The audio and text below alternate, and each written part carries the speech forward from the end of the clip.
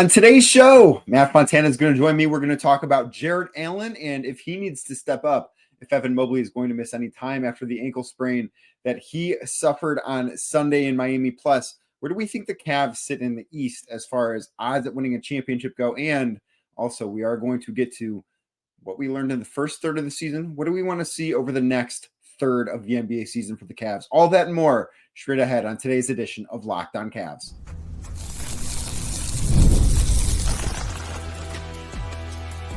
You are Locked On Cavs, your daily Cleveland Cavaliers podcast. Part of the Locked On Podcast Network, your team every day.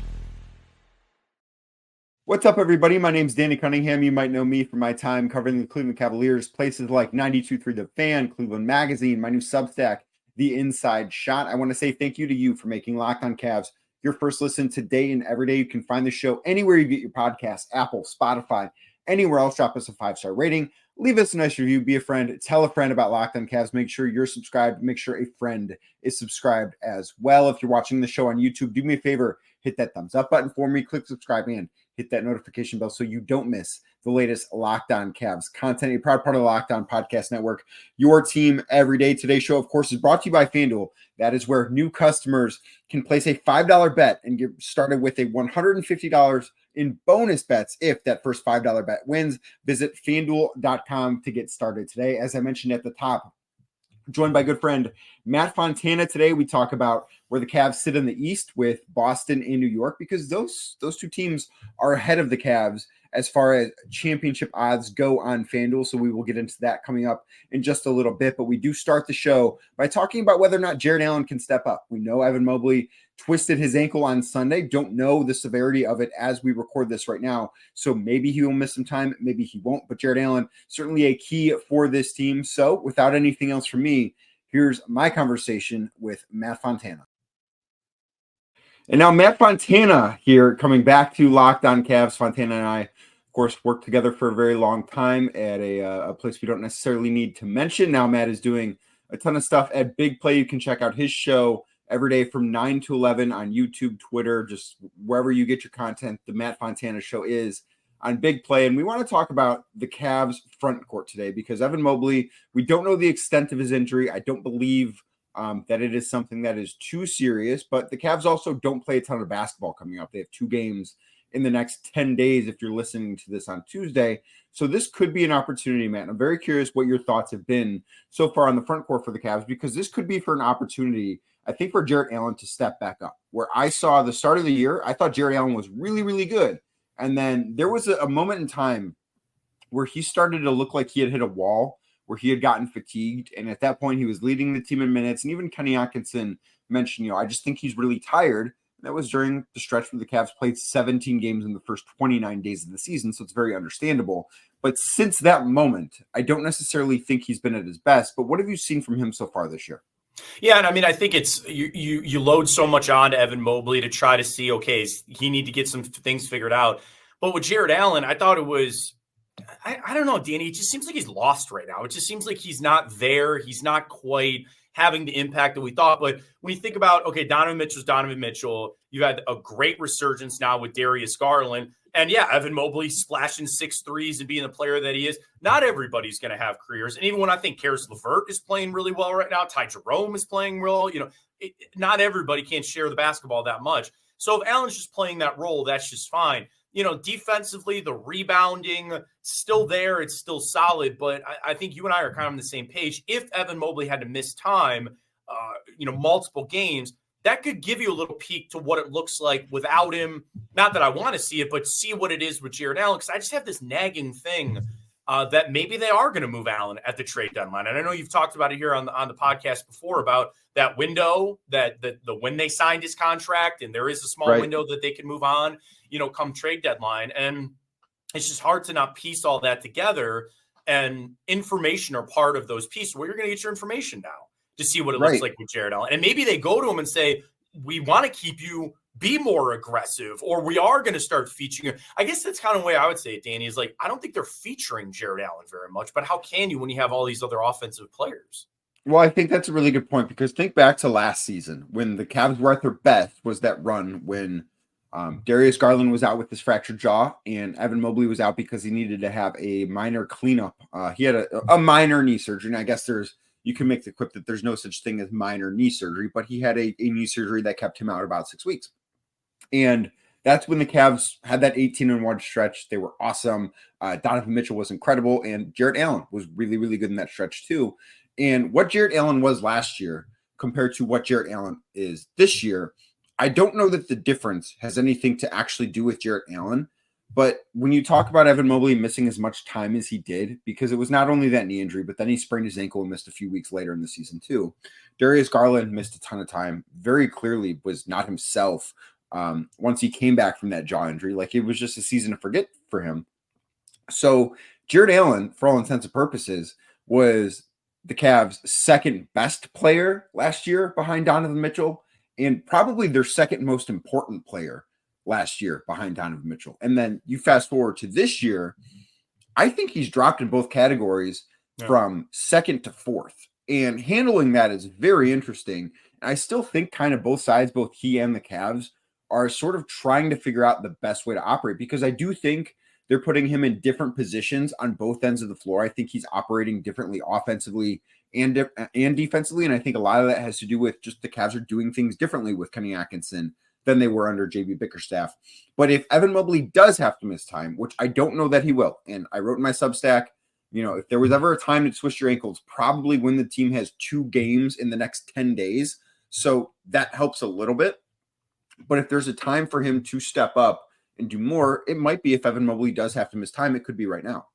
Yeah, and I think you bring up a great point too of other guys ascending up to that 2-3 spot. That's actually good for the Cavs. That's actually probably the better recipe for success is having Darius Garland and Evan Mobley be your second and third best guys, whether that rotation is 2-3 between the two of them. That's probably better for the Cavs.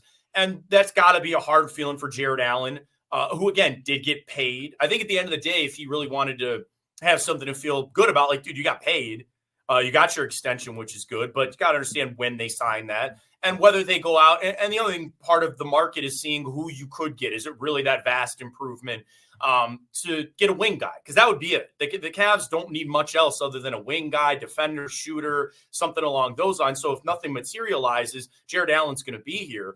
And this could also be that time to do what? Little showcase a little bit. Now, NBA people are smart. It's not like baseball where you bring a minor league guy up for a couple of games and let somebody see. They know who Jarrett Allen is and what he can do. But, yeah, it's some time for him to see how this works. But it's also giving more ammo to Kenny Atkinson on how he wants to do. Because I had this conversation today on my show, and I was talking about, though we're a month and a half into the season, it's enough that you got a good sense of who the Cavs are and what they do and what they don't do.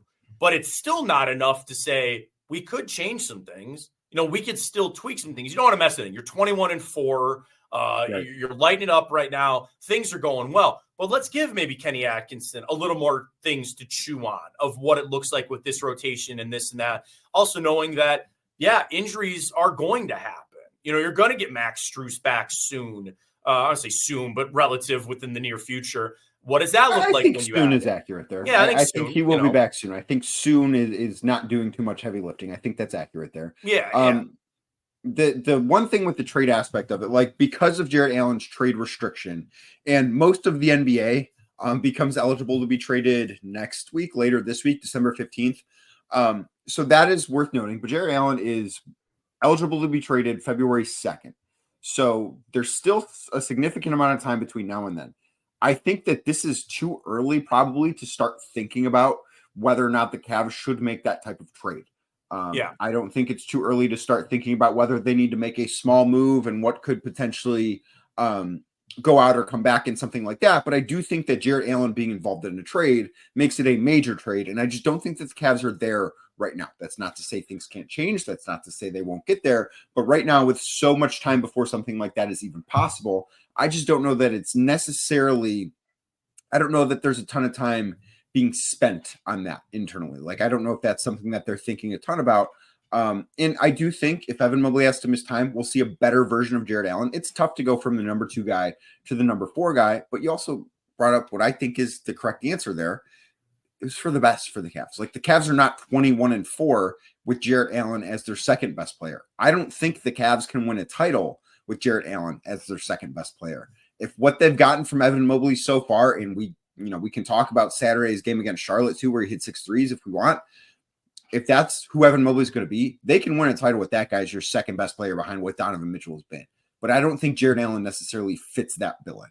No, I completely agree. And the other thing about the trade too, the guy that you could be after, you're going to go to that team and say, yeah, but you're going to have to hold on to him for another 2 months, and you're going to have that's not happening, especially if that is a coveted player that other teams are going to be calling for. Insert whoever player you want. How are you going to go to a team and go, yeah, we want this guy. We'll give you the trade you want, but you're going to have to wait 2 months to get him.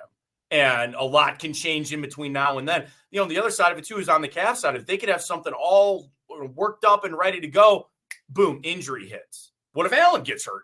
There's so much that can happen to kind of. So I agree with you. I would not be spending much effort on it at this moment. Kobe Altman's always got a short list. Every GM does. And maybe start to have those conversations into the new year about what they're going to do. But yeah, I just think it's interesting that Allen's had this kind of change. I want to say regression. I don't want to say anything else. Just other than it's a bit of a change of what he's doing on offense or what his role is on the team. And sometimes, the squeaky wheel gets the grease. So maybe that's the change. If the Cavs decided to move somebody, it's really only him. Right. And to be clear, I don't think Jarrett Allen is playing as well as he did last year, but I also think that it's a difficult thing to adjust from going, like I said, being the number 2 guy to the number 4 guy. And I think that is for the best for the Cavs. But I also think that it's fair to give him a little bit of a grace period where he can still get used to it a little bit more maybe than he has. I do want to talk coming up in a second, Matt, about how the teams at the top of the East compare, because the Cavs have the best record in basketball, even after Sunday's loss to Miami, but they're not first in odds of winning the NBA title. We're going to do that next right here on Locked On Cavs. Today's show is brought to you by FanDuel Sportsbook. FanDuel is America's #1 sportsbook for a ton of reasons, but one of them is because right now, new customers can bet $5 and get $150 in bonus bets if that first $5 bet wins. That is a great way to get started with FanDuel Sportsbook, and they've got everything you need. If you want to place live bets on the NFL, NBA, NHL, whatever else is going on, college football playoffs, rapidly approaching, FanDuel Sportsbook is the place for you to go, because inside that app, they've got everything you need to handle that hunch you might get during the middle of the game. It's the latest stats, view live play-by-play, so much more on the same page where you place your bets. Matt and I are going to talk coming up in just a second about odds on FanDuel for teams to win the NBA championship. Cavs currently tied for 4th in the NBA odds, 4th best odds to win the NBA Finals in June. They're behind Boston, OKC, New York, and they're tied with Dallas. I like the Cavs' chances. I'm not saying they're going to win it, but at plus 1,200, I think that's really, really good value for the team with the best record in basketball. So if you like that, head on over to FanDuel.com today to join. That's FanDuel.com to join today. And you can get started, like I said, with $150 in bonus bets if you win that first $5 bet. That's FanDuel.com, FanDuel.com today. Never waste a hunch and make every moment more with FanDuel, an official sports betting partner of the NFL. Thank you again for making Locked On Cavs your first listen today and every day. Like I said at the top of the show, you can check us out anywhere you get your podcast, Apple, Spotify, anywhere else. Drop us a 5-star rating. Leave us a nice review as well. Matt, I went to FanDuel earlier today because I wanted to see, I think this is a good point to check in. We're about a third of the way through the season. I wanted to see where the Cavs are sitting as far as odds to win the NBA Finals in June, because everyone that I've talked to, people that work for organizations that are not the Cavs, like the number one question I ask is, can this Cavs team win a title? That is the thing I'm most interested in hearing from other teams. And I have not heard anyone say no yet. I've heard it's really hard to do, but it is possible for this Cavs team. So with that said, right now they're 3rd in odds to win the finals behind Boston. They're tied for 4th. They're 3rd in the East behind Boston. New York is up there. OKC is obviously right behind Boston. And then they're actually tied with Dallas at plus 1,200 on FanDuel. Is that the fair spot to be, do you think? I'd still put them ahead of the Knicks. Like, I know the Knicks are surging right now. They're back above 500. They're 8-2 in their last 10. But look at who they got a nice win over Orlando, but still without Paolo Banchero. Now Franz Wagner's hurt. But they just lost to the Pistons. They beat up on the Hornets on a couple of games there. They beat up on the Wizards. Like, I know this run is getting them back in, but they beat the Nuggets. They beat the Magic. They get a nice win over the Suns as well. But I'm not quite buying the Knicks just yet. I knew they were going to make it. I knew the Knicks were still going to make the playoffs and turn it around and eventually be there. I think there's some New York bias in that, to be honest, because you remember when they set these lines, they know the big markets. They know the teams are going to spend. So I think that's more about New York. So, again, I would put Boston 1. I've got no debate there. Obviously, Oklahoma City deserves to be there as well. I kind of take a little issue with the Knicks. I'm fine being around where Dallas is at. I battle because I say, do I believe more in Dallas? I'm just this Denver Nuggets defender. Like, I think the Nuggets eventually, now they got Aaron Gordon back, and I know Really Denver beat them. Yeah, I still think they're going to make it. I don't. I still think they're going to make it. So I watched that Cavs Nuggets game from last Thursday, sitting there, and I wanted to do like a little internal mental exercise where I wanted to view this game as if it were game 1 of a playoff series. Sure. And I don't believe in the Nuggets to win the Western Conference. I just don't think they have enough. And the way playoff basketball works, it almost becomes a little less about basketball and a little bit more about chess, right? Where it's a chess match. And I started going through Denver's starting lineup, Denver's roster as a whole. And it's like, how many guys on Denver's roster won't get played off the floor? Like, their core group, Jokic obviously is the best player in the world, I think. Aaron Gordon, I think, is awesome. When Michael Porter Jr. is hitting shots, he is incredible. Jamal Murray has not necessarily been great. But after that, how many guys does Denver have that you trust to stay on the floor? I don't see it with them. I don't. Like, who do they have that can defend someone like Donovan Mitchell and Darius Garland? Right. It's not going to be Jamal Murray. We know that. No. I guess it's not going to be Russell Westbrook. It's not going to be anybody. I mean, they made life really difficult for a lot of guys on that team. Yeah, no, I get it. And that's where, again, so I'm just talking about teams like with Dallas where I don't necessarily buy in them, but I kind of get where those odds are. I'm shocked that nobody's really buying more on Houston and Memphis. And I'm sure they're right behind some of these teams. But you just see that gap between the East and the West. But it's like, the East is starting to get itself figured out, where the Bucks are starting to play good basketball again. And like I said, the Knicks and the Magic, even without Paolo and Wagner now, are playing good. So it's starting to get even out a little bit more. If you told me that they had the T4, I would probably say that's fair. I guess just my only knock is the Knicks being better than us. But I get it. It's New York, and they have all that talent. It gets, like I said, I was always a believer that they were going to get it figured out. And I think we even talked about it on Lockdown before the season. I thought the Knicks were going to finish with the best record in the Eastern Conference. Like, I thought they were going to have the number 1 seed. What an idiot you look like. Yeah, well, there's time. I hope the Cavs hold on to it, but there's still time. But still, like, what? Go on, finish your thought. No, I was going to say, you're just going to say, like, they're literally a third of the way to 60 wins already. No, I mean, I'm not buying the Knicks either, is where I was going to go. Sure, that's fine. I'll listen to that all day. And part of it is defense. Like, and the Cavs have not been as good defensively as I thought they would be. Yeah. They've not been good enough defensively. They've been better lately. Sunday night was not a prime example of good defense, and the month of November was atrocious. But New York is like 18th in defense right now as we record this Monday afternoon. That's not a place where I think you can win a championship. And I don't, and yeah, Mitchell Robinson's going to come back, and that will certainly help them.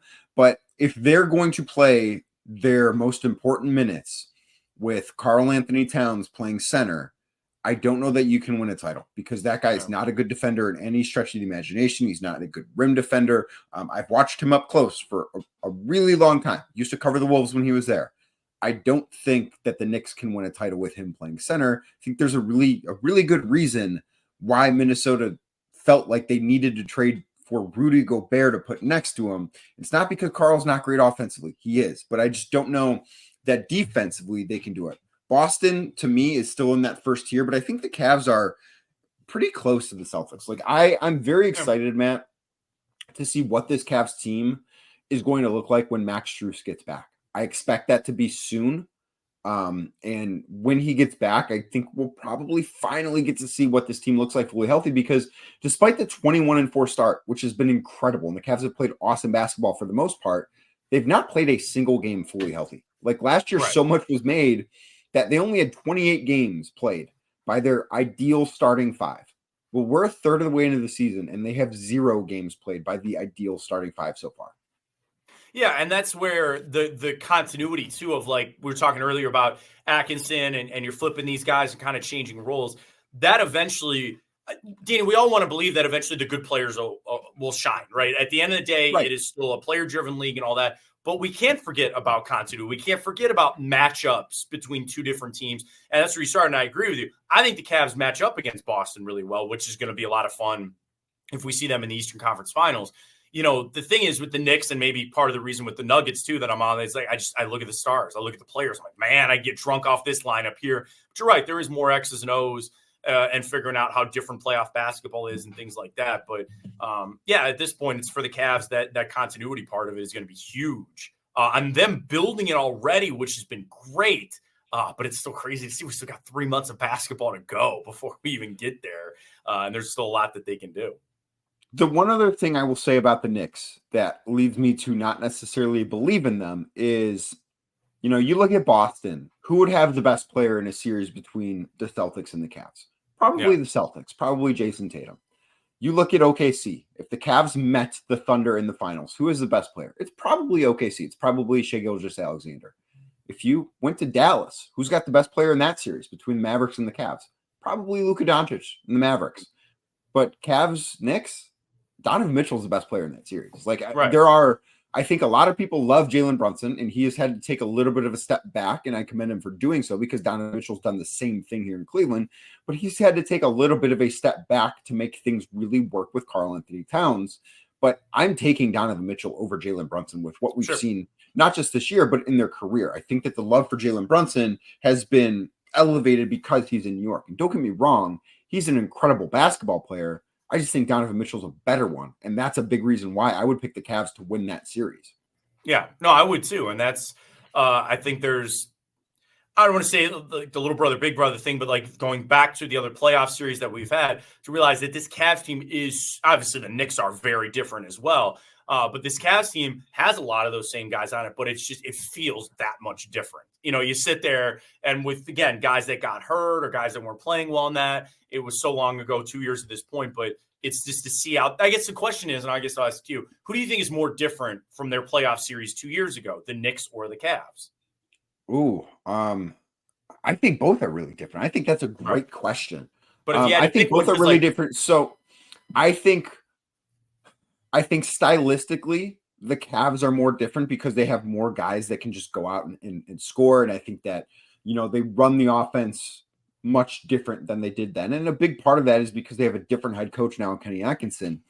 I think if you look at the DNA of the team, I think the Knicks are more different because I think losing some of the guys that they have lost has really changed how tough that team is. Like you thought of that and that series, when you look back at it in hindsight, a lot of the narrative was wrong. Like everyone wanted to blame Jarrett Allen and Evan Mobley for not rebounding well enough. And the reason the Cavs actually lost that series is because they couldn't score, not because they couldn't get rebounds. It's because the Knicks could hold them to fewer than 90 points in playoff games. That was the issue, not the rebounding stuff. But, Isaiah Hartenstein, not there anymore. I think that's a really big deal for them. Like, I just don't look at this Knicks team. When you send out Julius Randle, who I get was injured in that series, when you allow, I guess not allow, because they were not allowed to match salary to Isaiah Hartenstein. Like OKC paid him more than the Knicks were allowed to pay him this offseason. So I'm not going to say they let him walk, but he did leave the team in free agency. I thought they lost two of their tougher guys. And I think that has a material impact on the DNA of the team. And that's how I look at that is the Knicks they play stylistically kind of similarly. And they're a more talented team than they were then, just as the Cavs are a much more talented team than they were back in that playoff series. But I think if you look at just like the mindset of the team, I think the Knicks have changed more than the Cavs. Yeah, and I think I would agree with you. Like to answer the question, like I think the Knicks have changed more because when you still have relatively the same roster, how much can you really change? No, again, I agree. There's been a lot. But I'll just always give it to when you're making big moves for some negative, some good with the Knicks, but you're trying that turnover a little bit, then I would give more to the Knicks. And again, turnover and change is not always a good thing. Sometimes it doesn't always work. And I think that was probably the Knicks' biggest thing early this year, on top of the injuries, was figuring out how can we play? What do we need to do here to make it work? Right. So yeah, I just think they're both different, which is a good thing. But I would agree that like if they're facing the Knicks, it's Cavs and Knicks. Donovan Mitchell's the best player on the floor, and I would take the Cavs to win that series. It's not going to be in 4. I would be in 5, but I would still take the Cavs to win that series for sure.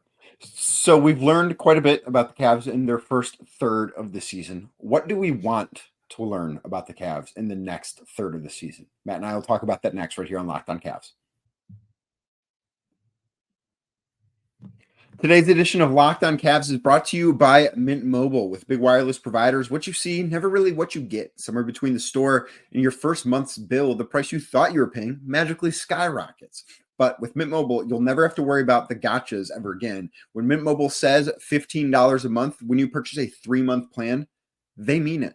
So say bye to your overpriced wireless plans, jaw-dropping monthly bills, and unexpected overages, because Mint Mobile is here to rescue you with premium wireless plans starting at just $15 a month. All plans come with high-speed data and unlimited talk and text delivered on the nation's largest 5G network. Use your own phone with any Mint Mobile plan and bring your phone number along with all your existing contacts. That's really important. I don't want to change my phone number. I don't want to lose my contacts. I want to keep all those things. Mint Mobile lets you do that. So ditch overpriced wireless with Mint Mobile's deal and get 3 months of premium wireless service for $15 a month. To get this new customer offer and your new 3-month premium wireless plan for just $15 a month, go to mintmobile.com/lockedonnba. That's mintmobile.com/lockedonnba, LOCKEDONNBA.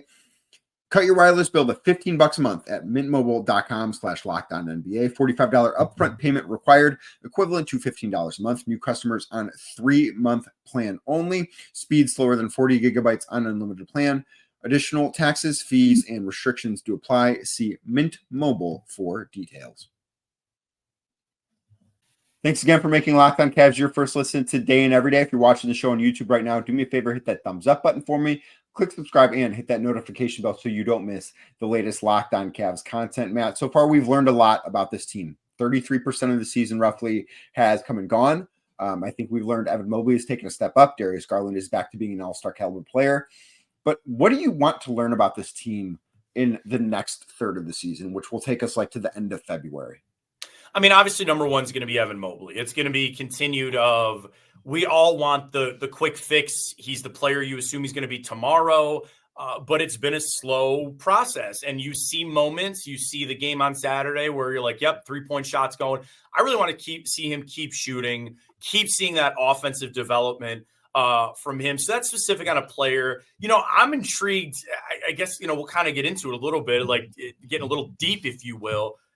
Is Ty Jerome really this freaking good? You know, is that something that he can really be that? I mean, I think it's one of the most underrated or under-talked about positions on any basketball team is your backup point guard. And I know the Cavs have basically 2 point guards that start, but that guard off the bench, like he has provided so much. He's rocketed up in the 6th man of the year odds in Vegas.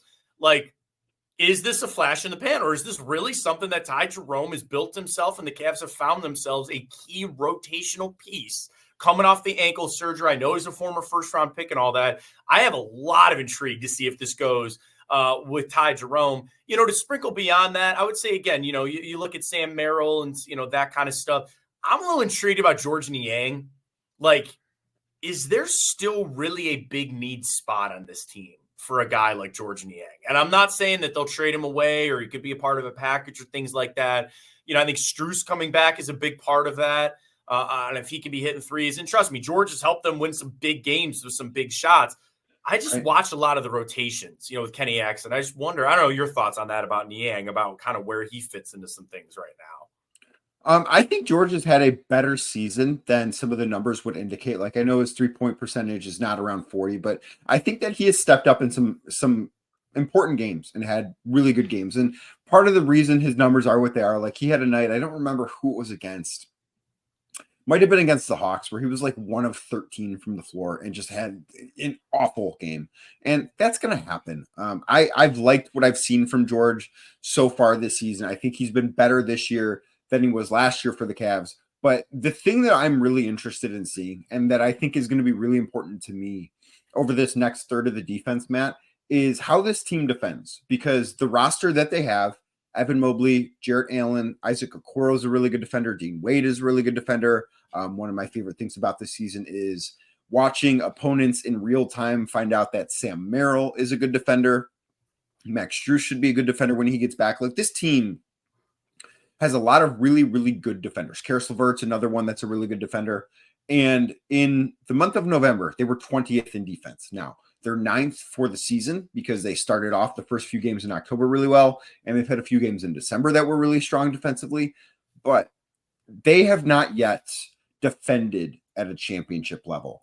And it's a little bit, to me, almost like, think back to that 2016-17 Cavs team. So the year after the Cavs won the title, where pretty much everyone agrees that is the most talented team in franchise history, where, you know, they added guys like Derek and Darren Williams, and just Kyle Korver was on that team. They were incredible. They were so talented.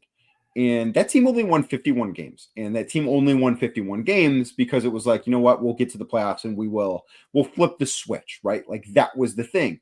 The Cavs defense at time, it has felt a little bit flip the switchy to me. And I don't know if that's the best thing for a team that really hasn't accomplished a ton outside of the regular season yet. Yeah, and that's where the focus, like, I think talking about, again, what we want to see the rest of the season, all that kind of the way out here, it's like, I think the focus to start was with Kenny Atkinson was the offense. Like, this is what I've got to fix. This is going to be a lot on Evan Mobley. It's getting Darius Garland back up. So now that we've done that, and you want to see that evolution, you want to see it keep going, I do wonder now if it's more of like, okay, we focused on that so much. Now let's focus on the defense. Now we're really going to find a way. Because I agree with you. You don't win a championship if you can't play some defense. And especially in the playoffs, which is what the Cavs, and maybe that's why they obviously wanted to start offense, was we have players that play good defense. And that's kind of more of their comfort level. That's like their base level of what we know. So let's do the hard thing first. Let's get the offense figured out. And again, same thing. I think in today's NBA, you want to be able to score. You want to be able these guys to feel good about their offensive game, because that helps defense too. Like, obviously, if you're scoring a lot, that's great. But guys that are involved on the offense, they get better effort on defense, keep them out of foul trouble, all that kind of stuff, all factors in. So I think, yeah, that could be the big turn here. If we got the offense where we want it to be, or at least close. I think it's close to what they want it to be and where it is. So, yeah, maybe they start to put that emphasis a little more on defense, which will be interesting if Mobley has to miss time on how exactly they want to approach that as well.